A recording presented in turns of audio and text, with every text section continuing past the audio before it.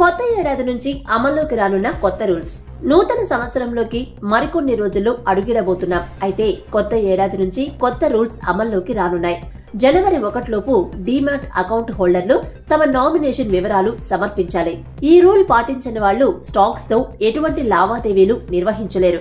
Aadhaar card వివరాల్లో ఉచితంగా మార్పులు చేసుకునేందుకు డిసెంబర్ 31 చివరి తేదీ. ఆ తర్వాత చేసుకునే మార్పులకు ₹50 రుసుము చెల్లించాల్సి ఉంటుంది. సిమ్ కార్డుల కేవైసీ ధృవీకరణ మొత్తం ఇకపై డిజిటల్ రూపంలోనే జరుగుతుంది.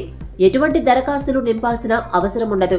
కొత్త సిమ్ కొనుగోలు సమయంలో టెలికాం కంపెనీలు కస్టమర్ల నుంచి బయోమెట్రిక్ వివరాలు సేకరిస్తాయి. మోసాలకు కళ్లెం వేసేందుకు ఈ నిబంధన ప్రవేశపెట్టారు. కొత్త టెలికమ్యూనికేషన్ బిల్లు ప్రకారం ఫేక్ సిమ్లు కొనుగోలు చేసే వారికి 3 ఏళ్ల జైలు, 50 లక్షల జరిమానా విధిస్తారు. డిసెంబర్ 31 లోపు బ్యాంకు లాకర్లు ఉన్న వారందరూ తమ బ్యాంకులతో రివైజ్డ్ అగ్రిమెంట్లు కుదుర్చుకోవాలి. లేకపోతే లాకర్ ఫ్రీజ్ చేస్తారు. 2022-23 సంవత్సరానికి చెందిన ఐటీ రిటర్నుల దాఖలుకు డిసెంబర్ 31 చివరి తేదీ. ఈలోపు పెనాల్టీతో సహా రిటర్నులు దాఖలు చేయాలి.